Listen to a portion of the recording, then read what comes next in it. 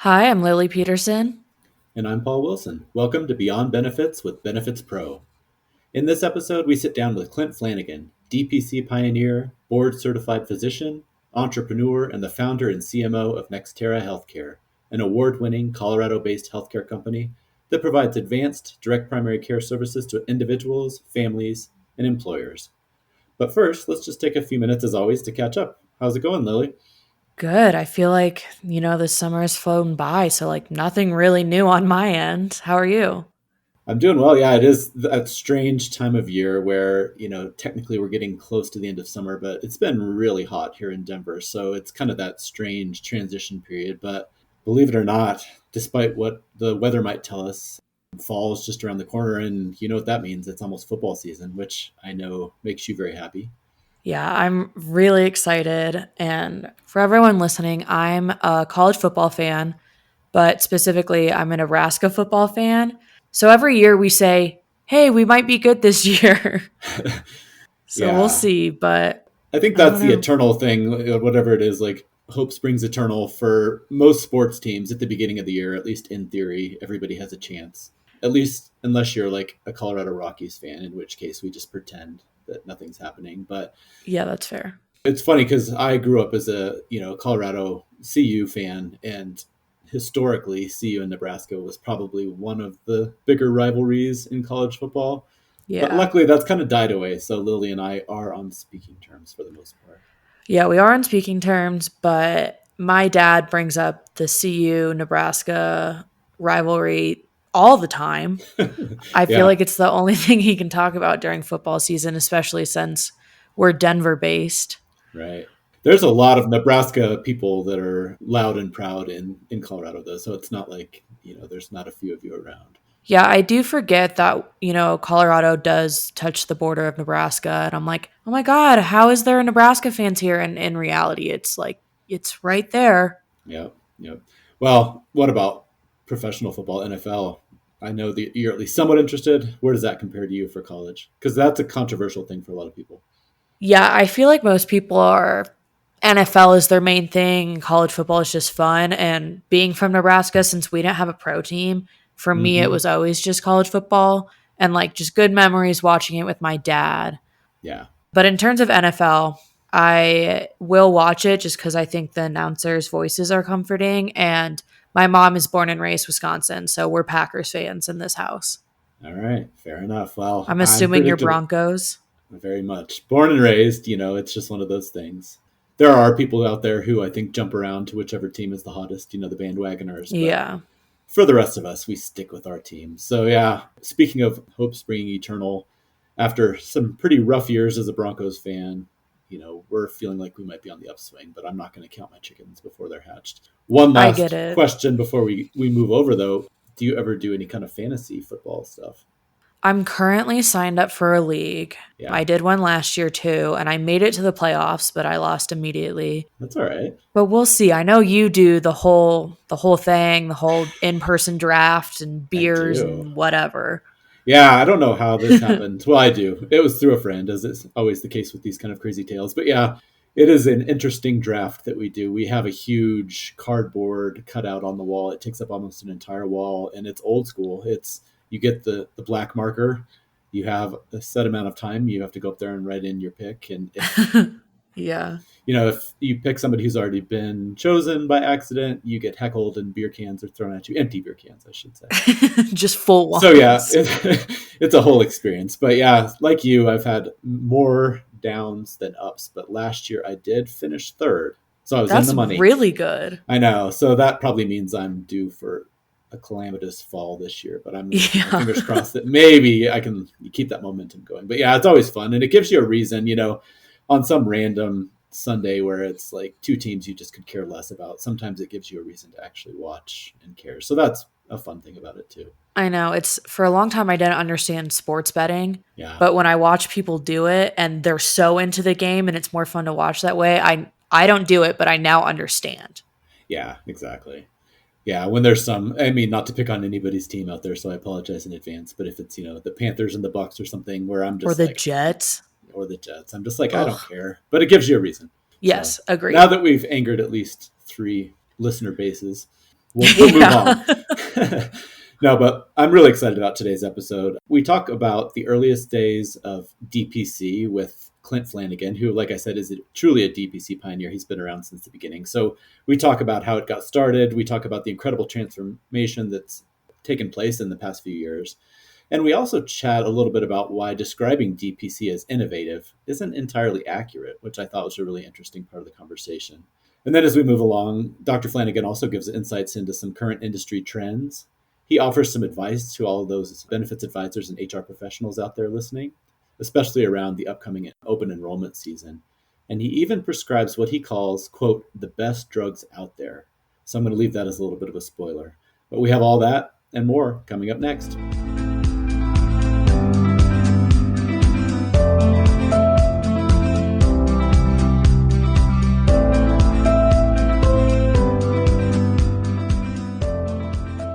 Joining us today is Clint Flanagan, DPC pioneer, board-certified physician, entrepreneur, and the founder and CMO of Nextera Healthcare. Welcome to Beyond Benefits, Clint.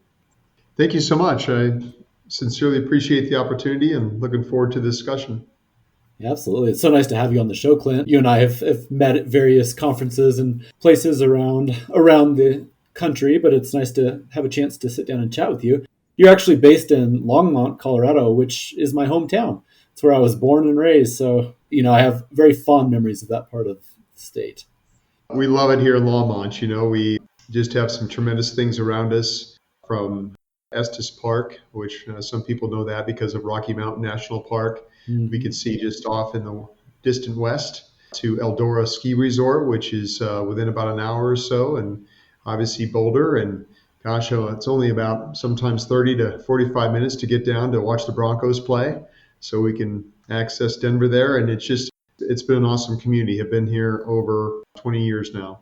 Not where I'm from. I'm originally from Nebraska, where we don't have much for mountains. But yeah, we love it here.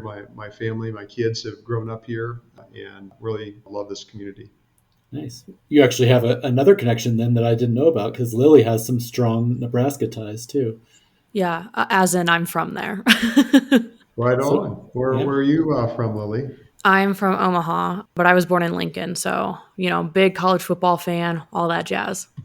Yeah, I assume, like me, a native Nebraskan, you're a big Husker fan. It's kind of hard to grow up there and not be one. Oh, yeah. Oh, yeah. It sometimes hurts my feelings, but you get used to it. Sure. Being that close to CU, I was just going to say, being a Nebraska fan, 20 years ago, 30 years ago, that would have been a different story. You might not have been quite so welcome, but I feel like the CU-Nebraska rivalry at this point has kind of settled down a little bit. There's not much animosity left, I don't think. Yeah, I would agree. It's, let's say, more of a healthy rivalry versus back in the day. It was a lot of animosity. But yeah, it's exciting to see what Coach Prime is doing there in Boulder. And I'd say, as a Husker fan, for probably about the first time ever in my life, I'm kind of excited about the CU Buffs and watching them. So he's done some tremendous things. Love it. I love that. I mean, totally fair. You can finally be excited for another rival. To kick off the conversation, would you mind giving, a little background about yourself, your company, and kind of what you do on a day-to-day basis? Yeah, you bet. So it was mentioned a little bit earlier. So I'm originally from Nebraska. Spent a lot of my early years there. Did college at Wesleyan, and then I did med school at the University of Nebraska Medical Center. My wife, Deirdre Flanagan, and she's also from Nebraska. And so when it came time to think about residency training, we looked at a lot of places. We said, gosh, do we want to stay in the Midwest? Do we want to go out to the East Coast, to North Carolina and Greensboro? Do we want to go to Austin, Texas? And in short, Colorado was number one. So I came here for my residency training and finished that now back in, 2004. And came out of residency, joined a multi-specialty group here in Longmont, Colorado. That was a private physician-owned group, and they established a satellite clinic in a town called Firestone, Colorado. And that was kind of my dream, is to be in a small town. And this Firestone at the time, 20 some years ago, was a small town. In fact, myself and a pediatrician, we were the first full-time physicians ever in that small town. And so that was a lot of fun building that clinic up. And through that experience and a few other experiences, there came a point where I'm like, I just want to own my own medical center, and we're going to take really good care of people on that front. And it was kind of through that experience. Meanwhile, I was doing emergency medicine, oftentimes in smaller rural ERs here in Colorado. And as an ER physician, you kind of see those, let's call it extremes that patients are in, and also challenges with the status quo healthcare system. So it was through those experiences that led to the creation of Nextera Healthcare. And happy to get in and talk about that a little bit too. Yeah, I'd love to get into that a little bit. I mean, we introduced you as a pioneer in the direct primary care space. And I mean, I know you're a modest person, but I think it's true. You've been integral in kind of spreading the word and, forming some of what's going on today. Can you talk a little bit about how it started and how you've kind of watched it transform over the years into something now that's become quite a force in across the US? Yeah. Looking back, and this is our 16th year at Nextera Healthcare, and I had way less gray hair back then. We were a small team, and in short, we just saw patients having barriers in that existing fee-for-service insurance-based primary care model, access barriers, convenience barriers, cost barriers, whether that was a copay or whether that was a total out-of-pocket cost for a primary care visit. And then we were, again, in a model where we were seeing 25 to 35 patients a day. And meanwhile, every patient was a transaction. So we were billing and coding for those patients. And they don't teach you a lot about that in med school and residency training. And you're kind of launched out into this model, fee-for-service insurance-based primary care. It's challenging for the patient. It's a disservice, really, to the patient. And for the physician, it just doesn't feel right to sit there, take care of a patient, and know that you gotta see them about every 10 or 12 minutes, and then you've got to bill and code and just all this weird stuff. It's the only system in the world that's like that. And so it was kind of through those experiences that we said, hey, we want to do better, and what should we do? You're right that back then, 16 years ago, there were only a handful of us physicians in America doing what we now call direct primary care. In fact, back in the day, we called it monthly membership medicine, and we launched it underneath the fee-for-service practice business that we had. And we pitched it to those members that knew us and trusted us. And let's say about a third of those members had deductible plans where their coverage would allow for one checkup a year, but then after that, they were out of pocket for every single visit. And so it was really a deterrent to care. And so we pitched it, and we set the price less than $100. Turns out people signed up for it. Again, because we were very much a startup, very much, we didn't have a playbook to look at. So we were kind of just designing and doing things that we felt were appropriate to support the patient and support the doctor and support independent practice. We liked the idea of fixed revenue, where you just bill a patient and they pay you monthly, versus the variable revenue of fee-for-service primary care. And then some of those patients own small companies like plumbing companies or HVAC companies. And we asked them, hey, what are you doing for your employees? And a lot of them said, I can't really afford an insurance plan. So, I just pay my employees more and they go out and do their own thing. So we said, hey, what about this Nextera Healthcare option that we have here? Would you be interested? And in short, they said yes. And that's what really got the wheels turning of, hey, we can help take care of employers. And so we launched into that lane, and boy, it's been a bit of a wild, fun ride ever since. Yeah, it really has. I mean, just for you guys, your growth, but then, like I said, you've also kind of watched this, and you've had a front row seat to watching it spread across the nation. What has that been like to see something that was a pretty small, insular, unknown, now turning into something that, it's on the tips of a lot of people's tongues. And we'll talk a little bit more about the legislation in a minute, but I mean, it's even gotten a national spotlight recently. What has that been like, just seeing it kind of explode over the last 15, 20 years? Yeah, it's been very, both professionally and personally, just very satisfying, because it's a way better model for primary care in this country. And just as a clinician seeing patients and being able to help patients and have the time, and I mean time like in that first visit that patients establish with us. Typically, that's about an hour or so visit. We really get to know our patients well. And truthfully, Paul, that's not innovative at all. Like, that's just good old fashioned primary care. The innovative piece of it is the business model that supports that. And being able to provide that care without any kind of, let's say, tethers. These docs working for systems now are in positions where they've got to refer stuff within that system on the imaging front and lab front and the specialty front, and just being independent. And so we don't have anybody tugging us saying, hey, you got to do referrals here. Like, we do what's most appropriate for the patient and the employer, and then truthfully just provide a lot of awesome primary care. And then specifically to that, in the traditional fee-for-service side of primary care, it's really hard to do like lifestyle medicine, like to sit down for a half hour, an hour, and talk about a patient's sleep, talk about their nutrition, speak to them about their emotional health, have that relationship, gain that trust to really kind of peel off layers of the onion. And again, as I contrast back to the fee-for-service model, that's maybe 1 or 2 or 3 visits a year. In direct primary care, those visits are 4, 5, 6, 7 times that.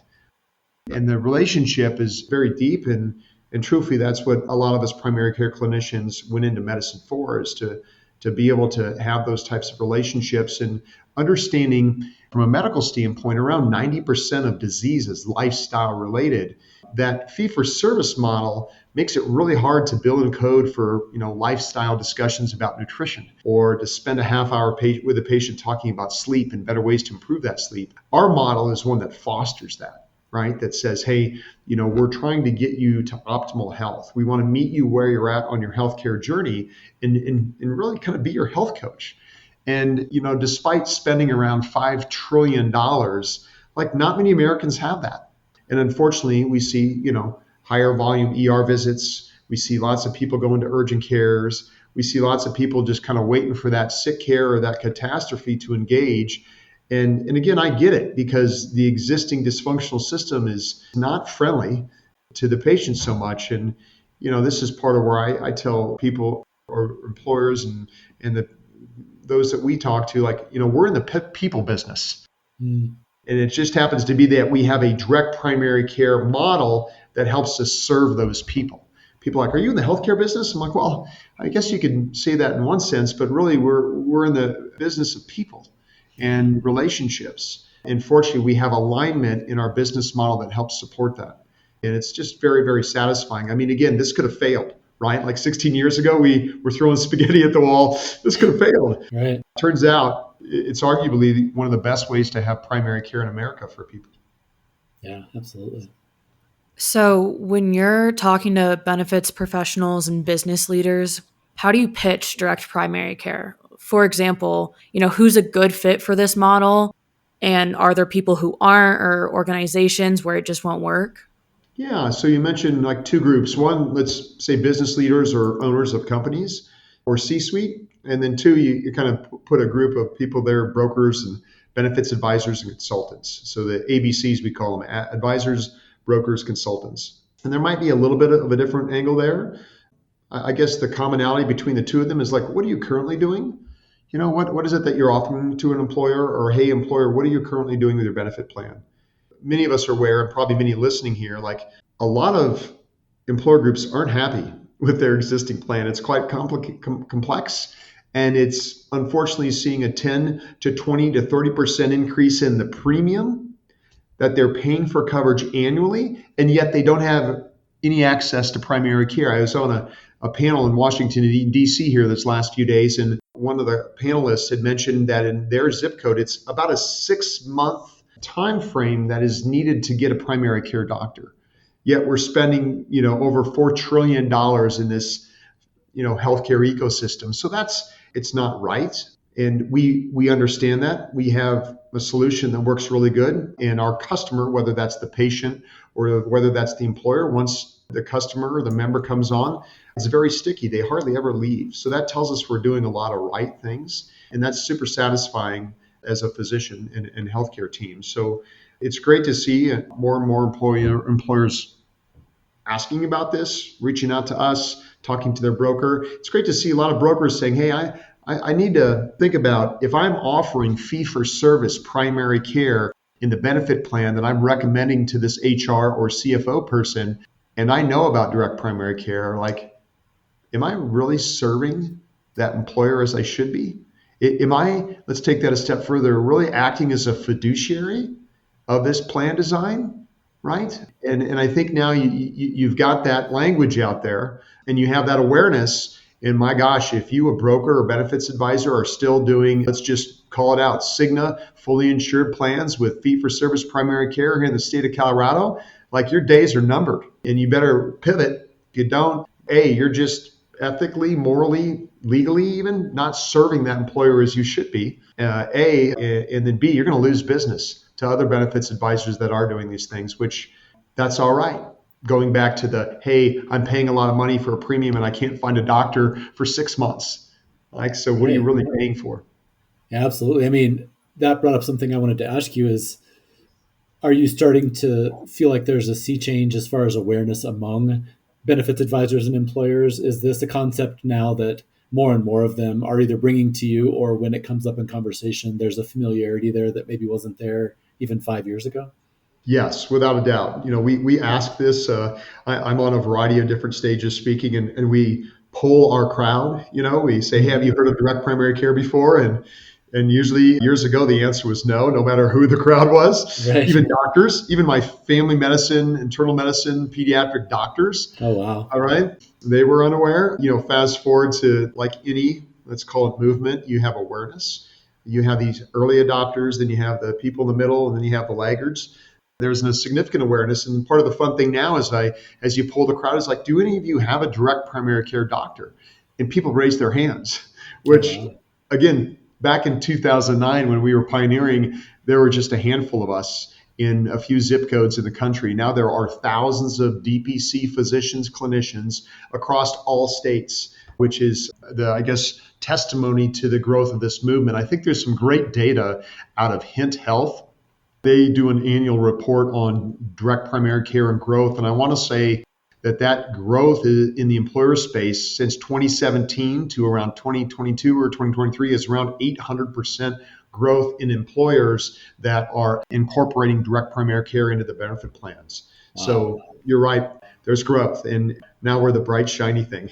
Yeah, absolutely. Which I'm sure comes with some challenges and we'll talk about that here in a second. But yeah, I mean, like, what are some of the challenges and obstacles that you are facing these days? I mean, we talk to a lot of people who are trying to disrupt the status quo healthcare system in various ways, all across kind of the ecosystem. But in your particular case, what are some of the current or some of the ones you've overcome, some of the most common challenges that you've faced in this whole journey?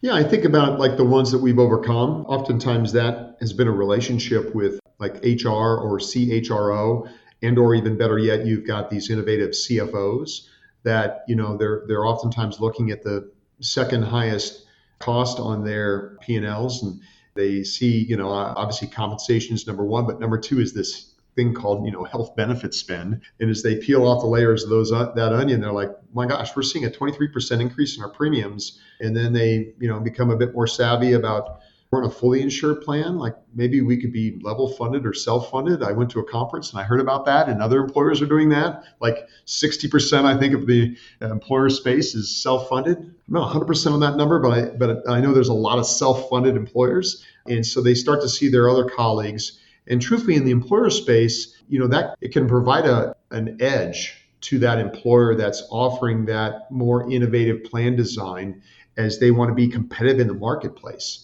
Right? Like we've seen this. We take care of municipalities, school districts, policemen, firefighters, all kinds of businesses. And we've seen it where one town, the police officers have Nextera and the other town didn't.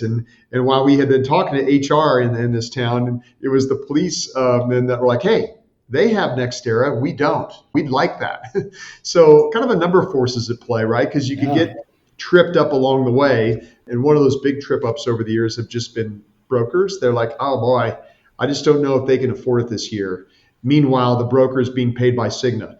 And meanwhile, the plan, premium increased by double-digit rates. And meanwhile, there's overrides and payments moving back to the broker. Meanwhile, as the premium increases, the broker's being paid on that premium increase, right? So all these things that, Paul, you and I know, and maybe you too, Lily, that, as we see those things as physicians, like we can't not unsee that in the disservice that's happening to these employer groups. So, as you drill down, it's great to see more of these brokers move into this more advisory role where they're saying to the employer, listen, we can we can help design a plan. A lot of these tools like direct primary care, Nextera Healthcare are already in place. We don't need to go create them.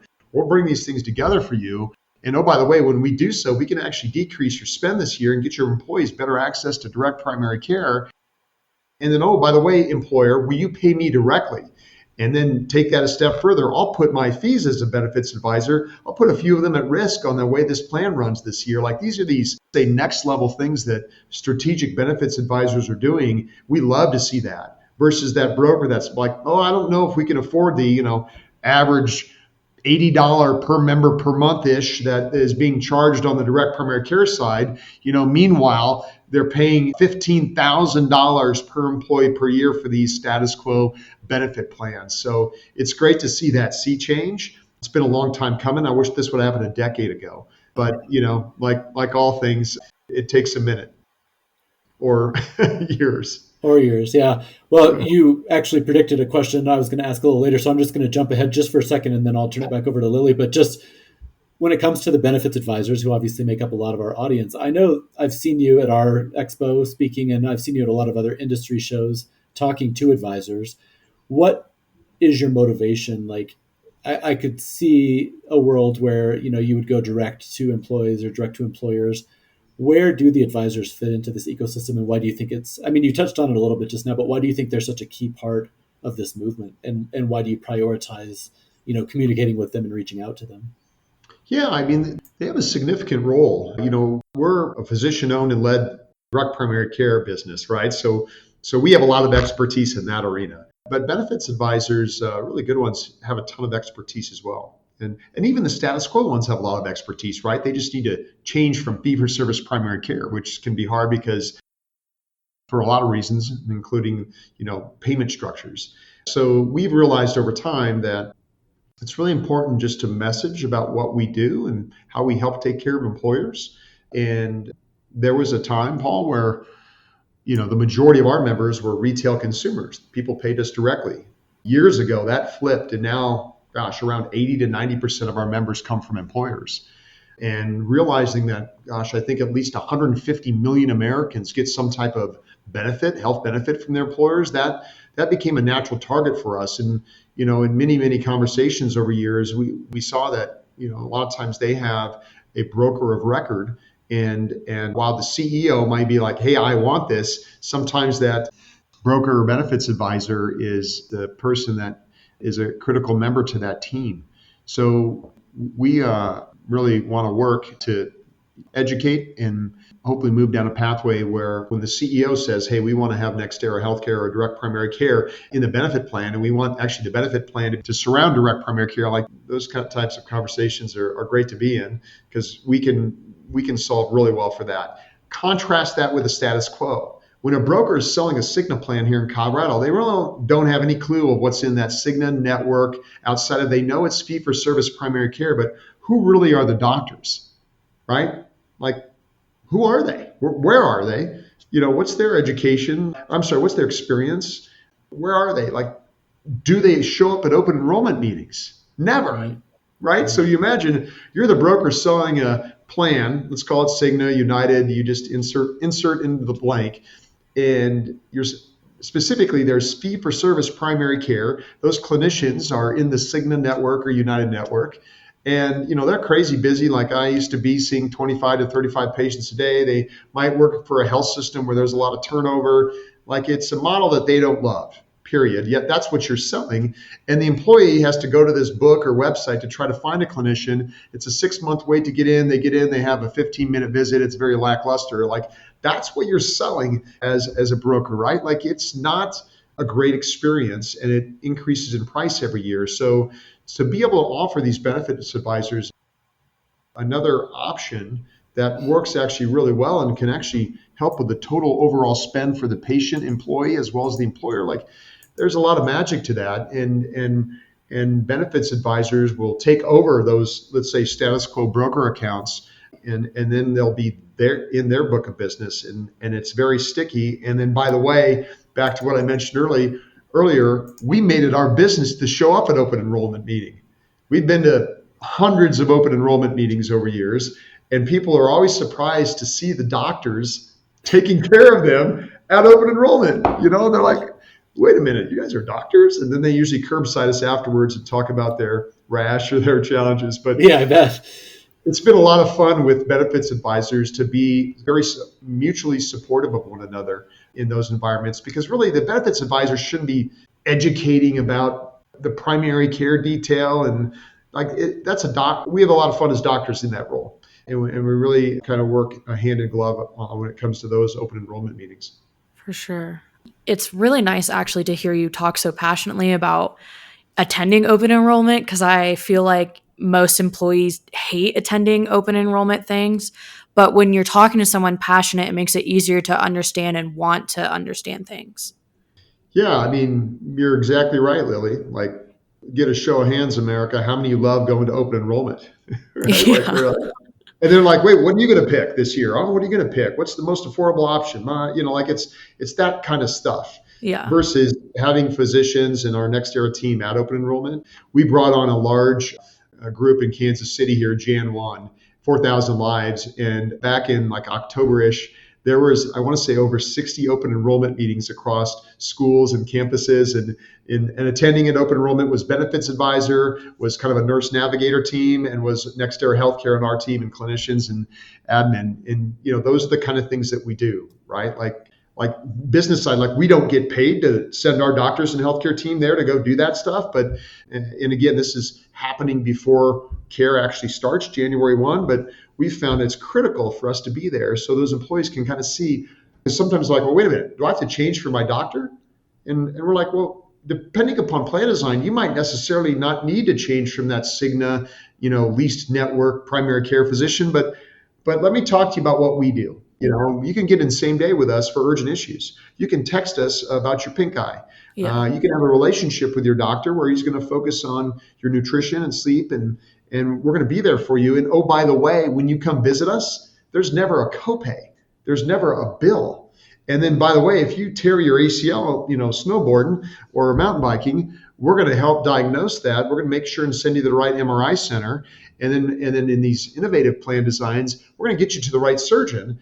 And oftentimes, if you design that correctly, that out-of-pocket expense for the ACL repair of the knee is $0 to the employee, because the employer has saved so much money versus sending that, let's say, procedure through traditional health systems. So those are kind of, let's say, the next level precise care navigation things that we do. And this is what creates, I mentioned it earlier, the sticky member. They're like, oh my God, I can't believe I spent an hour with my doctor and I got my MRI for $0, and then ended up having an ACL tear and I got it repaired, and it didn't cost me 20 grand or a $5,000 deductible. It actually cost me $0. So these are these, well-designed plans. And we see organizations like Health Rosetta, we see others out there like Ascend and, U-Powered Symposium, and these Benefits Pro, these entities that are really helping educate and foster a lot of these things that I'm talking about. Yeah, for sure. Well, we're going to shift gears a little bit, and we'll touch on a little bit of the recent legislation around direct primary care in just a minute. But first, what are some other healthcare and benefit trends or news stories that you're watching closely right now?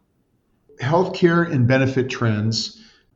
It's interesting to see a lot of the, let's say, like the virtual tech stuff that's been happening for a bit.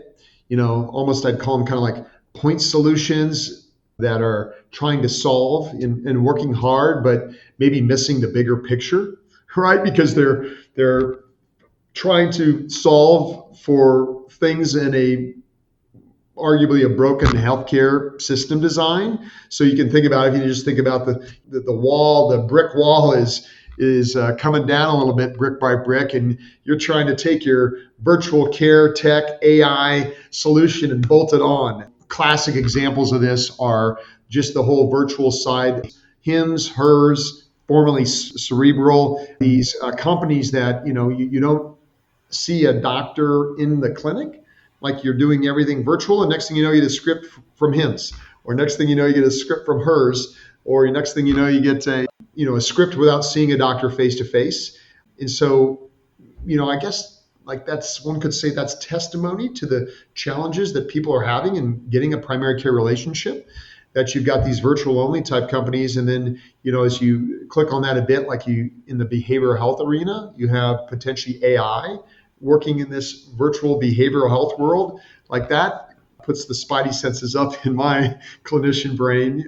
But I mean, I think there's opportunity there. I'm excited about AI. I'm excited about things like Chat GPT and solving. In the medical world, we use an entity, a platform called Open Evidence. It's getting that information that's real, factual, scientific information in our hands quicker to help us make decisions. There's lots of opportunities, I'd say, there in general on the tech side, but I think of that as a tool that helps us doctors. There's been all this discussion, hypothesis, like, is it going to replace? Well, good luck on that. I think some companies have tried to do that a bit, but what we do, we see that tech as a tool to help us, and we use it. We use tech. We're big fans of it. As I think about our doctors actually go in, see patients, and there's software out there that allows you to have the discussion with the patient in a secure, HIPAA secure manner, and then takes that discussion, puts it into the EMR without you having to type in your computer, like frees that doctor up to just really look at the patient. And we like that. We pay for that. And then it creates a beautiful, nice layman's term summary for the patient. So I guess that'd be some comments on kind of trends. Yeah. Yeah. Oh, that's great. I think that's a really important one that you just mentioned. I hadn't thought about it in particular because I know a lot of doctors have gotten into that habit. And part of it's just a time crunch of basically typing while you're telling them about what's going on. And to be fair, they're just trying to get the records down, but it's not exactly a personal experience when they're not even looking at you. So that's a great point that you made there. Well, we've been hinting at it a little bit, but there's the really big news around DPC is the inclusion of DPC in portions of the so-called big beautiful bill that just came through. Can you talk a little bit about those changes and how you think they might impact both your practice, but also just DPC as a whole? Yeah, so this has been, let's say, a mountain we've been climbing or a boulder we've been pushing up the mountain for over a decade plus. And specifically, if you think about like health savings accounts, which 60 some million Americans have them, and that's where you can take your money, or the employer can put money into a health savings account, and those are pre-tax monies, and you can use it to pay for physical therapy. You can use it to buy your ibuprofen. You can use that HSA money for a variety of things. And HSAs were defined by the IRS prior to the creation of direct primary care. So many years ago, we realized, hey, it'd be great if the IRS would update language and allow a person that has an HSA to pay for direct primary care. And the Direct Primary Care Coalition went to the IRS. So I'm a founding steering committee member of the Direct Primary Care Coalition. That's our policy legislative arm out in Washington, D.C. And we asked the IRS this, and they said, hey, go pass a bill. So 10 years later, or actually more maybe, here we are. And so what happened in that HR1 was a lane called the Primary Care Enhancement Act. And that act's actually been around. Like, we've been doing this for a number of administrations, and actually passed the House at one time, but just never got signed into law. So what happened was that Primary Care Enhancement Act that had been around for quite some time was put into HR1, otherwise some known as the One Big Beautiful Bill Act. And July 4th, it was signed by the president into law, and it will go into effect January 1. And so what that means is that you, as an individual that has an HSA, you can use those HSA funds to pay for a direct primary care membership. That's a pretty big deal, number one. Number two, what we're super excited about is the fact that now you'll see more and more employers that will have high deductible HSA plans, and they'll have direct primary care at the center of those plans. That used to be a little bit challenging, even though companies have been doing this, including Fortune 500 companies, for years, because there were some loopholes. Now they don't have to jump through those loopholes. It's way more clear. So that is a combination we're going to see more and more of. The law says that you can enroll in a direct primary care practice that has a fee of up to $150 per month. And most of us direct primary care doctors charge far less than that. And it's up to $300 for a family, while keeping that full HSA eligibility. So we're really excited about the growth that we're going to see in the employer market, as well as the retail consumer market. And this will allow for a number of really awesome things, including more DPC physicians, opening practices, more DPC physicians, us hiring more doctors, us expanding into more zip codes and serving employers.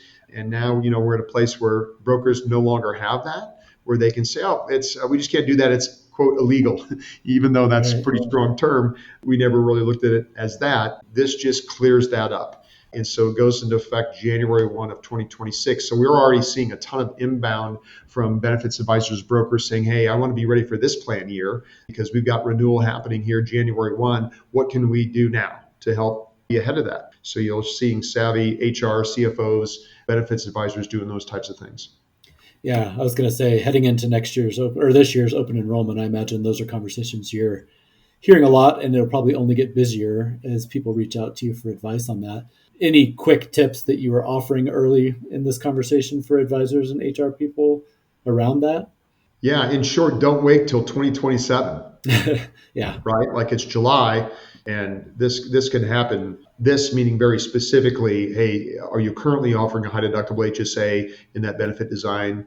And there's an opportunity to put direct primary care into that. Like we can act on that, for example, at Nextera Healthcare. And if it's a zip code that we're not in, we will put clinics and get that into that plan and show up at open enrollment and talk to those employees about the new plan that they have that their employer is paying for. So in our case, the employers that we take care of, which are everything from craft beer companies to municipalities and school districts to just go down the line, they pay 100% for their employees. So they see it as an investment, right? It's not a payment. A payment is what you're doing for your coverage.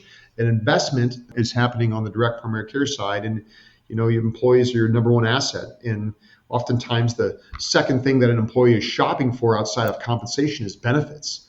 And so, don't rinse and repeat a status quo plan. And my gosh, if you are, 50 to 100 employees and your broker is still saying that you must stay fully insured, bring up the conversation with that broker. Like, hey, can we move to a different plan design, level funded, self-funded, or, and if they're like, no, that won't work, then you fire that broker. And you and call us, and we'll introduce you to some of our awesome benefits advisor friends. Like the days of sitting back on your laurels, especially as you think about fiduciary responsibility and you're a C-suite, like better be ahead of that and doing things that are more affordable and appropriate for your employees. Well, switching gears again, Paul and I do see a lot of studies talking about the healthcare worker crisis, the levels of burnout, and all the other challenges facing the medical professions. What are you hearing from your peers? Some of the bigger challenges or some of, the positive reactions from this? Yeah, I appreciate that question. Gosh, if you're seeing a physician or clinician, you would sure hope that, he's or she is engaged in their work and loves it and, isn't in a position where they're morally injured and suffering. So if you think about that for a minute, and to give you an idea, in the last 6 or so months, we've hired about 10, 11 physicians, clinicians. And as I think about Kansas City, which is a market that we expanded into January, the physicians that we hired were seasoned doctors that had been working for around 10 years or so. And they were both in large systems in Kansas City, just morally injured on a daily basis. Like just one doctor, this doctor, he had been practicing for about 25, 30 years, was like, over the last 20 years, I felt, especially as it got last like 4, 5, 6, 7 years, like felt like I was in a vice being crushed. And what's happening in that fee-for-service insurance primary care model is there's just a more administrative burden. There's more like clicking on the computer for quality metrics that don't really impact the patient. There's more of the practice manager, business person saying you need to squeeze 1 or 2 more patients in a day so we can generate more revenue on this model where patients are a transaction. Like there's more and more of that just daily. And so you can imagine if you're in that system and you're trying, you're trained, you went through 7 to 10 years of physician training and you're wanting to do best by your patient. You've got 10 minutes and they come in to talk about diabetes. And next thing you know, they're like, I'm actually pretty clinically depressed right now. And you just got to squeeze that into 10 minutes. And you want to have them back, but they're on a deductible plan where they're out of pocket and they got to pay $250 for that next visit. Like That is a system. Again, this is why back in 2009, I'm like, I can't continue to do this for the rest of my career. We're going to create this company, Nextera Healthcare. It's actually my wife that came up with that name because we didn't like the existing era. It was not good back in '09. We are, 16 years past that. That system is worse.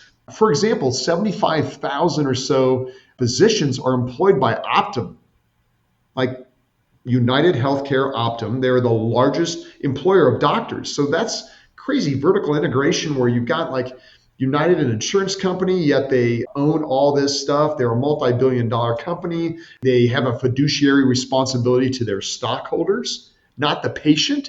And you're an employee in Colorado by Optum. Like I have colleagues that their primary care businesses were bought by Optum years ago. I mean, they came into Colorado back in 2017 and they don't like their jobs, So just imagine trying to be in that where you don't like your boss and you feel like it's just not, there's no alignment yet, or potentially even, and it's nefarious, right? Like it's moral injury on a daily basis. We love rescuing those doctors. So there's the opportunity, right? Like I see the physicians we've hired, like oftentimes, they're not necessarily right out of residency. There are doctors that have been working for 5 to 10 to 15 to 20 years in this broken fee-for-service model, and they're wanting a way out. And they don't necessarily want to own their own business. We hire them. We just came off the annual Direct Primary Care Summit, which is put out by the American Academy of Family Physicians. It was the largest gathering on the Direct Primary Care Summit in years. Every year, the people that go up to this conference, this happened to be in New Orleans, the membership increases. So there are veterans that go to this conference, and there are people that are new. And this year there were, I think, 700 plus clinicians there. And it's just great to see the momentum. And when you go to the Direct Primary Care Summit, we like to say, us veterans, like it's a bit of a revival. Like you actually see doctors that are smiling, happy, excited. And again, it's not that we're not working hard. It's just that there's alignment. There's not the inefficiencies. There's not that practice manager saying, you got to see 4 more patients today and you've already seen 30, right? There's none of that noise. We remove that, right? You're not employed by a big system. You're either employed by a physician-led and owned direct primary care business, or maybe you run your own business, right? So that's part of the beauty of DPC. It gives these doctors these options. Again, we're pretty hell-bent on independent physician practice. And DPC is a way that can happen. So yes, you're right. There are challenges for sure, but fortunately, there are solutions and opportunities. I love that. Like you said, it's so often pitched as an innovation or a out of the box idea, but in so many ways, as you talk, it does just remind me of going back to localized healthcare where people are spending a lot more time with their doctors. So it's in many ways, it's just a call back to, simpler times in some ways. So I love that. Yeah, it's, in Colorado, of course, that local term is a big term. You're a localvore, or Yep. you're, in our case, like localized healthcare. What does that mean? Well, that means that you are paying your dollars to Nextera Healthcare in a community where we live, and our kids go to school with your kids. And then when we're referring you for your ACL repair, we send you to orthopedic center down the way that is owned by physicians that own their own ambulatory surgery center that go to church and go to restaurants and kids go to school. Like those dollars are being spent locally. The care is happening locally. You're right, Paul. Like that's a huge thing, right? Like community versus you're going into a system and then those dollars are extracted and sent elsewhere, not to the community. Like that's in zip codes all across the country. We're fully aware of that. And again, at a high level, you shouldn't be utilizing these systems for any elective care. Your labs, your imaging, your elective procedures, those should not happen in systems, huge systems, right? Like hospital systems, big systems are great for ICU stays and some emergency room stuff. But if you're having an elective procedure like a gallbladder removal or that ACL repair, like again, no disrespect to the people that work in those systems because there's awesome nurses and staff and doctors, but the cost of having that ACL at a big system versus the cost of having that at localized orthopedic owned clinic where it's a bundled rate, astronomical differences in the cost. And actually, as you drill down to the care can be even better. For example, infectivity rates that happen at those localized ASCs can oftentimes be less than infectivity rates in a surgical setting in hospital systems. So yeah, that local thing is a big deal. just like you want to support your local plumber and your local, go down the list. Right. No, I love that. We always talk about books on this show, and Lily and I talk about it, but it does remind me of kind of the independent bookstores versus something like Amazon. It's like, why would you give your money to Jeff Bezos, who doesn't need any more money and who's doing all these things that we don't need, versus going to your local? So yeah, love that. All right, we're going to switch over to a couple fun questions here in a second, but to close out this part of the interview, just real quick, in a couple words, finish this sentence for me. The thing that makes me most excited about the future of the industry is more patients being able to have a direct primary care physician relationship.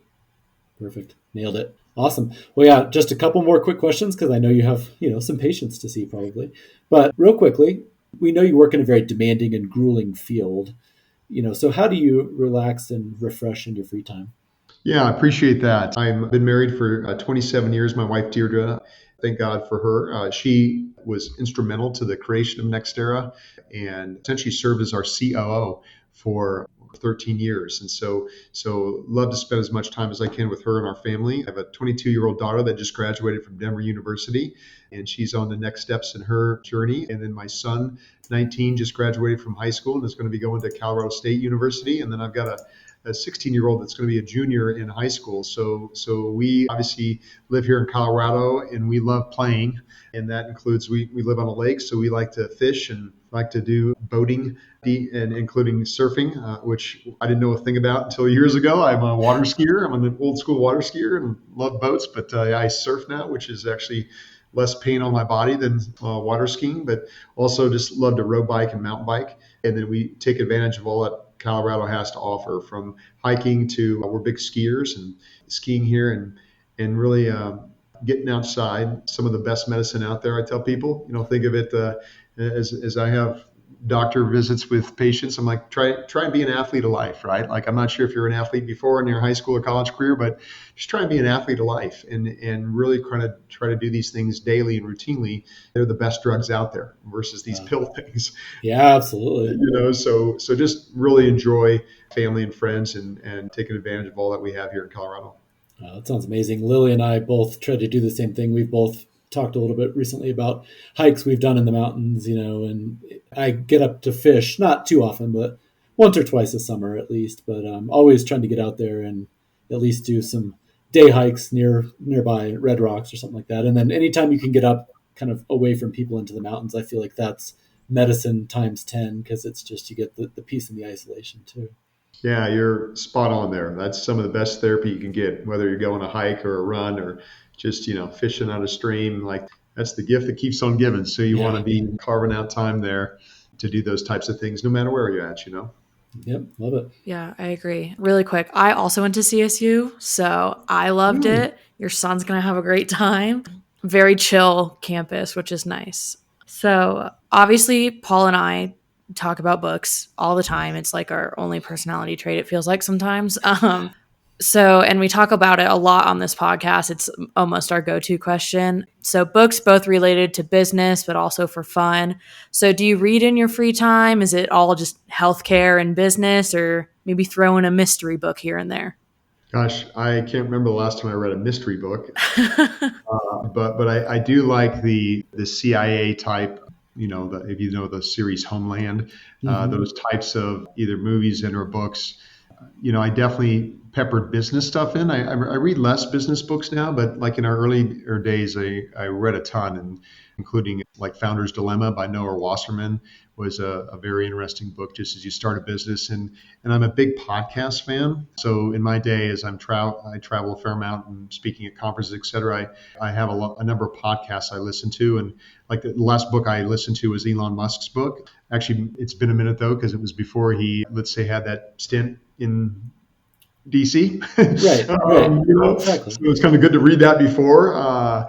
As I think about podcasts I listen to, so Dr. Huberman out of Stanford is a phenomenal professor there and has a podcast called the Huberman Lab, where he talks a lot about just health, wellness, science, and brings on excellent, top 1% in their field type guests. And then kind of in a parallel to that is Dr. Peter Attia. So Dr. Attia is a phenomenal physician out of Johns Hopkins that has a podcast called The Drive, and very similar to Huberman in that they're talking about what can we do to help with health and wellness and help, the term that's used is health spans. So as we're aging, it's not how long can you live, it's gosh, how healthy can you be as you get into your 50s, 60s, and 70s. And a recent book on that front that I read was Outlive, Outlive. Yeah. So that was Dr. Peter Attia's book that was released. That was pretty fascinating. He talked about being a target of being a centurion.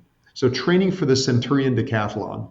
So again, training for the centurion decathlon. So very, very clearly like, hey, I want to live to be 100. What can I do to make sure I'm having a good quality of life as I get into my 70s, 80s, and 90s? And that, longevity stuff and what can we do to, get the best not only out of our day, but out of our month and out of our year. There's a lot of fascinating, good science on that front.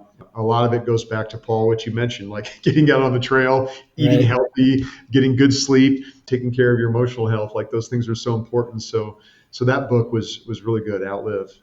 Nice. Yeah, I moonlight occasionally in a friend's bookstore, just working a shift here and there because I love to, just be around books whenever I can. But Outlive is one that we sell a lot of, and I've been meaning to get to it. So maybe your recommendation will be what pushes me over the edge to finally read it. So yeah, that's Yeah, great. it's like Dr. Atita classically does. He'll get down into some fine detail, but there are some nuggets that I anticipate you would take out of that book that would apply to your life that will serve you well. And so that's a lot of fun because as we go back to Nextera, that's a big reason that Nextera was created is to say, hey, primary care is the only specialty that really can do proactive preventative care. And for about every dollar that you spend on primary care, there's about a $13 return. So it's a heck of an investment. And again, we're not putting stents in your heart. We're not in these lanes where we're doing sick care and fixing things. Sure, we fix a ton of things, but a big part of our day is what can we do to help prevent? Like as we think about the top things that we run into, like number one is heart attack, number two, stroke, number three, cancer, number four, cognitive decline and dementia. Like to be thinking about cardiovascular disease, which is the number one killer of all of us, like we need to be thinking about that as a preventative disease state. So what are you doing now at age 22, or what are you doing now at age 50 to help prevent that, decrease your risk there? So those are really fun things to think about, look at the science and fun things to do versus just being reactive. Again, I appreciate all my cardiology friends that place stents in, but we want to keep you away from those people. Right. And I'm sure to some degree they would be very much on board with that. So, well, this has been such a fascinating conversation. I really appreciate all your insights, and I know that Lily does too. It's been great to chat with you. So thanks so much for joining us, and hopefully maybe we can have you on again sometime. Yeah, I really appreciate the opportunity, Paul and Lily, and appreciate everything you're doing on this podcast of getting information out. It's really important. Thank you. For all of our listeners, please subscribe to Beyond Benefits with Benefits Pro anywhere you get your podcasts. And if you want to rate us, we'd love your feedback. If you have any questions or comments, feel free to email me over at pwilson@benefitspro.com, or you can email Lily at lpeterson@alm.com. And thank you to our producer, Zach. Join us again next time for a new episode of Beyond Benefits with Benefits Pro. Until then, thanks for listening.